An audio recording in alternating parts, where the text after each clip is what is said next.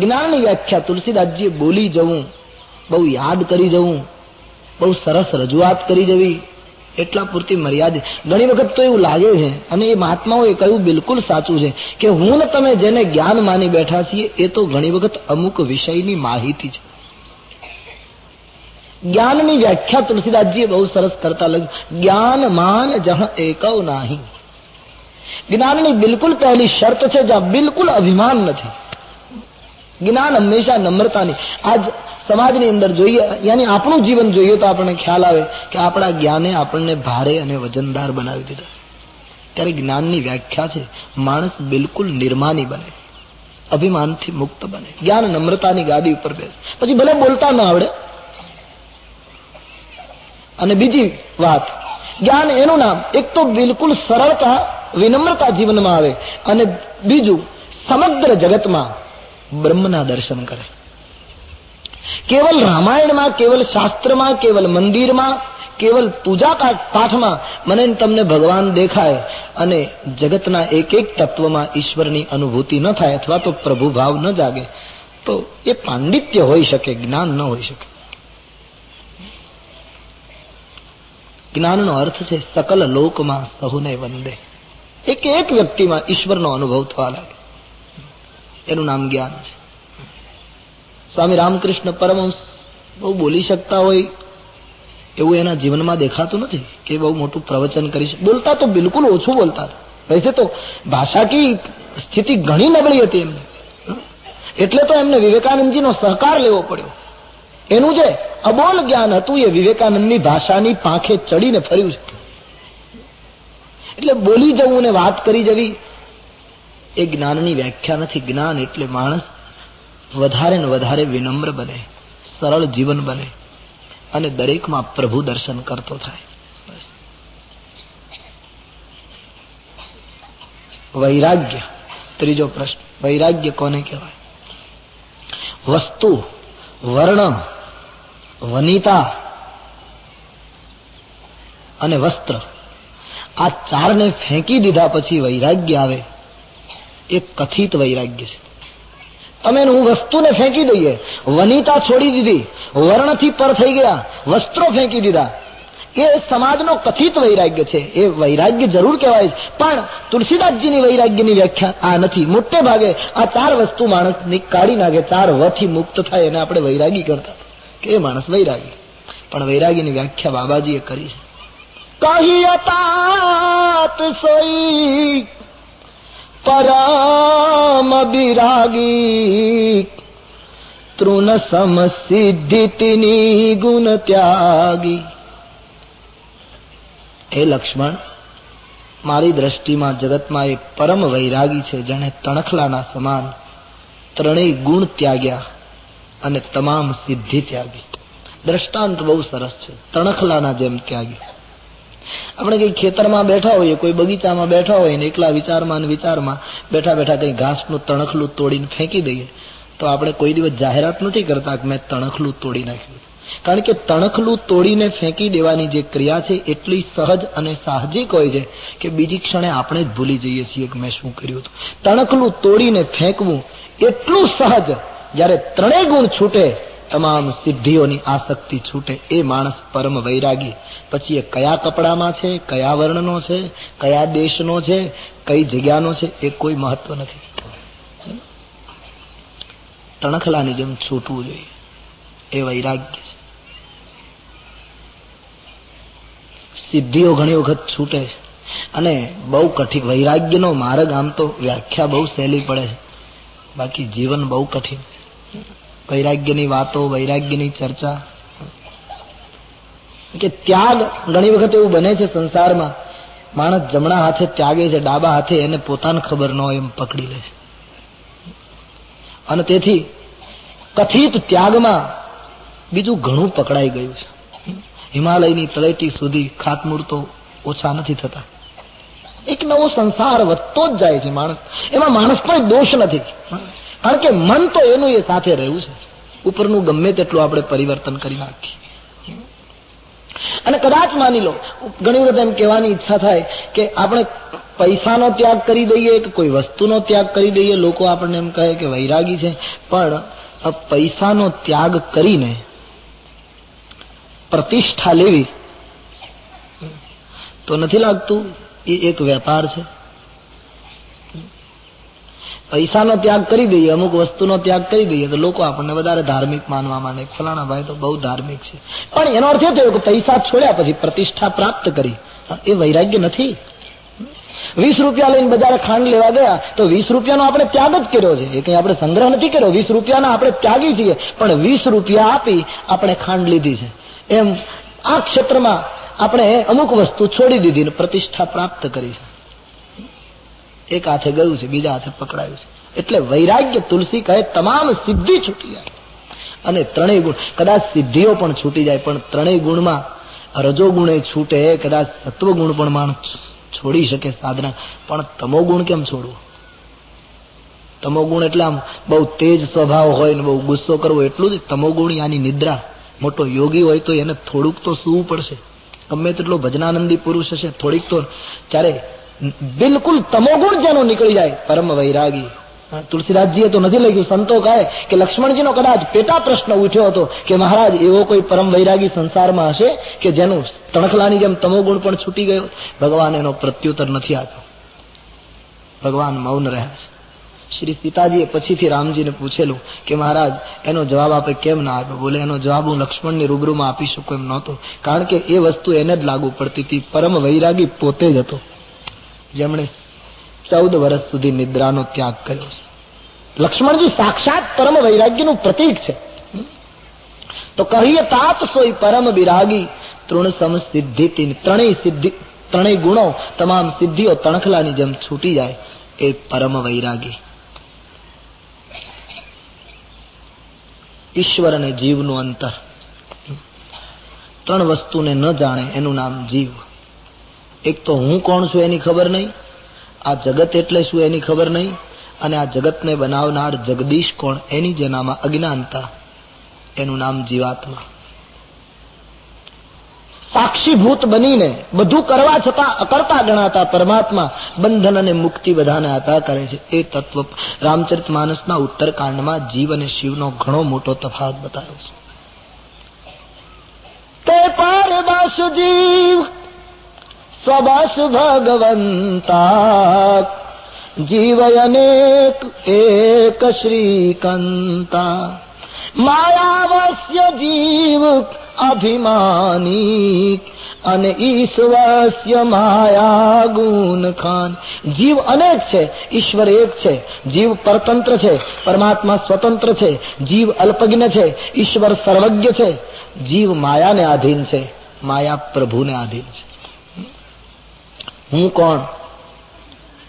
માયા એટલે શું, યાની જગત એટલે શું, અને આ બધું બનાવનાર સર્જક કોણ, એની જેનામાં અજ્ઞાનતા. એને જે જાણી ન શક્યો એ જીવ. પછી ફળ બતાવ્યું છે તુલસીદાસજીએ. ધર્મનું ફળ છે સ્વર્ગ.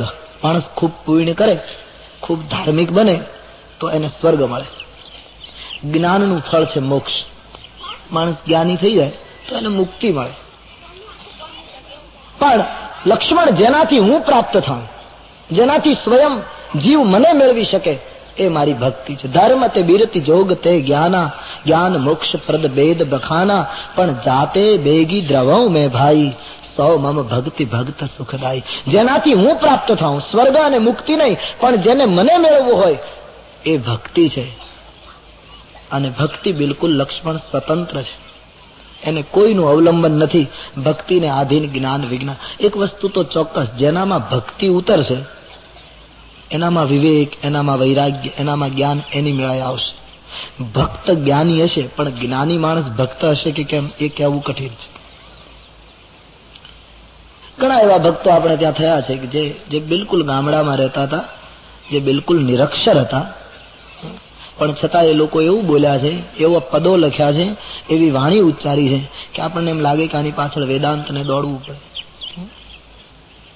એટલે ભક્તિ જેનામાં ઉતરે છે એનામાં મોટે ભાગે આપણે ત્યાં જેટલા ભક્તો થયા છે પાછા કવિઓ પણ દેખાયા છે. એ લોકોએ પદોની રચના કરી છે અને એમાં એકદમ સરળ ભાષામાં એમણે ઊંડામાં ઊંડા તત્વજ્ઞાનની વાતો કરી છે. એટલે કે જ્ઞાન અને વિજ્ઞાન તુલસીદાસજીના મત પ્રમાણે ભક્તિને આધીન છે. જો ભક્તિ જીવમાં આવી જાય, પણ તુલસીદાસજીએ લખ્યું કે ભક્તિ મળે. ભક્તિ તાત અનુપમ સુખ મૂલા, ભક્તિ તાત અનુપમ સુખ મૂલા, ભક્તિ તાત અનુપમ સુખ મૂલા, ભક્તિ તાત અનુપમ સુખ મૂલા, મિલહી જો સંત હોગી અનુકૂલા, મિલહી જો સંત હોગી અનુકૂલા. ભક્તિ સુખનું મૂળ છે. તુલસીદાસજી કહે ભક્તિ સંત કૃપા કરે તો મળે. રામાયણના મત પ્રમાણે ભક્તિ બે વ્યક્તિ આપી શકે, કાં તો શંકર કૃપા કરે તો ભક્તિ મળે, અને કાં તો કોઈ સંત કૃપા કરે. બંને સૂત્ર રામજી બોલ્યા છે. શંકર ભજન બિનાનર ભક્તિ ન પાવે મોરી. અને અહીંયા કહ્યું છે ભક્તિ કોઈ સંત કૃપા કરે તો પ્રાપ્ત થાય. સંત કૃપા કરે ને ભક્તિ મળે. સંતની કૃપા મેળવવા માટે શું કરવું? આપણે ઈચ્છીએ કે આપણા ઉપર કોઈ સંત સાધુ કૃપા કરે ને આપણે ભક્તિથી ભરાઈ ગਏ, પણ સંત કૃપા કરે એટલા માટે જીવન કેવું બનાવવું? પ્રથમ અહીં વિપ્ર ચરણ અતિ પ્રીતિ. સૌ પ્રથમ બ્રાહ્મણના ચરણમાં પ્રેમ રાખવો. વૈદિક સંસ્કૃતિના જે રક્ષક હોય, જેનામાં વિવેક પ્રધાન હોય, જે વૈદિક પરંપરાનો રક્ષક બની વૈદિક સંસ્કૃતિનું જતન કરતો હોય, એવા બ્રાહ્મણના ચરણમાં પ્રીતિ રાખવાની, સ્વધર્મમાં નિષ્ઠા રાખવાની. આમ કરવાથી ધીમે ધીમે પરમાત્માના ચરણારવિંદમાં પ્રીતિ ઉત્પન્ન થશે. સંસારના વિષયોમાં ધીરે ધીરે અનાસક્તિ આવવા લાગશે અને સાધકની આવી સ્થિતિ શરૂ થશે જ્યારે ગોસ્વામીજી કહે પ્રભુની એના ઉપર કરુણા ઉતરતી જશે. અને ઈશ્વર જ્યારે કૃપા કરશે ત્યાર પછી કોઈને કોઈ સંત મળી જશે. કારણ કે એક વસ્તુ તો ચોક્કસ છે, ઈશ્વરની કૃપા વગર સંત મળતો નથી. અને જ્યારે સંત મળી જશે ત્યારે ભક્તિ પ્રાપ્ત થશે, અને ભક્તિ પ્રાપ્ત થશે પછી પરમાત્મા દૂર નથી. લક્ષ્મણજીના મનનો પ્રશ્ન છે કે આવું બધું જીવન જીવવા માંડીએ, સ્વધર્મમાં નિષ્ઠા હોય, પ્રભુના ચરણમાં પ્રીત વધે, સંસારના વિષયોમાં આપણી આસક્તિ ઓછી થવા લાગે, પ્રભુની કરુણાના વારસદાર બનીએ, કોઈ સંત આપણને મળી જાય, સંતના આશીર્વાદથી ભક્તિ પણ મળે, પણ આપણને સંસારીઓને ખબર કેમ પડે કે આપણામાં ભક્તિ આવી ગઈ કે નહીં? આપણે તિલક કરી લઈએ કે અમુક રીતનો વેશ બનાવી લઈએ કે અથવા તો આપણે કંઈક એવી રીતે રહેવા માંડીએ એટલે ભક્તિ આપણામાં આવી ગઈ. એમાં ભક્તિની નિશાની શું? જેમ મેલેરિયા થાય તો એના લક્ષણો દેખાવા માંડે ને, ડોક્ટર નક્કી કરે કે આ લક્ષણો છે એટલે આ રોગ મેલેરિયા છે કે આ ટાઇફોઇડ. એમ ભક્તિનું દર્દ જેને લાગુ પડે, પ્રેમનું દર્દ જેને લાગુ પડે, એની નિશાની શું? કોઈને પૂછવાથી તો પાકું પરિણામ નહીં મળે, સાચું પ્રમાણપત્ર નહીં મળે. આપણામાં ભક્તિ આવી છે કે કેમ એની નિશાની તુલસીદાસજીએ બતાવી, બડી સુંદર નિશાની બતાવી. મમ ગુણ ગાવત પુલક શરીરા, મમ ગુણ ગાવત પુલક શરીરા, મમ ગુણ ગાવત પુલક શરીરા, મમ ગુણ ગાવત પુલક શરીરા, ગદ ગદ ગીરા નયન બહનીરા, ગદ ગદ ગીરા નયન બહનીરા, ગદ ગદ ગીરા નયન બહનીરા, ગદ ગદ ગીરા નયન બહ. આપણે કોઈને પૂછવું ન પડે આપણામાં ભક્તિ છે કેમ, આ ચોપાઈ ઉપરથી આપણને ખબર પડી જાય. તુલસીદાસજી કહે મારા ગુણગાન ગાતા ગાતા જેનું શરીર પુલકિત થવા લાગે, પરમાત્માને યાદ કરતા, પરમાત્માના ગુણગાન ગાતા ગાતા જેનું શરીર પુલકિત થવા લાગે, વાણી ગદગદિત થવા લાગે, અને ગોસ્વામીજી કહે નેત્રમાંથી અશ્રુ વહેવા લાગે. આ એક જ ચોપાઈ લખી હોત ને તો ઘણો ફાયદો થઈ જાય ભક્તિ માટે. શરીર પુલકિત થાય ને વાણી ગદગદિત થાય ને આંખમાં આંસુ આવી જાય તો ભક્તિ આવી ગઈ. જો આટલું લખ્યું હોત તો ઘણા માણસો પ્રાપ્ત કરી જાય. પણ તુલસીદાસજી બડે સાવધાન બીજી ચોપાઈ નાખી. કારણ કે પુલકિત થઈ જવું, ગદગદિત થવું, વાણીને ગદગદિત બનાવી દેવી, આંખમાંથી આંસુડા પાડવા, એ તો નાટકમાં શક્ય છે. અને નાટકવાળા એટલા સરસ રડતા હોય છે કે પ્રેક્ષકોને રડાવી દે. ગદગદિત વાણી કરીને બોલવું એ ઘણાની કળા પણ હોઈ શકે, પણ ત્યાં ભક્તિ આવી ગઈ એમ નહીં માની લેવાનું. બીજી ચોપાઈ એની સાથે જોડાયેલી છે.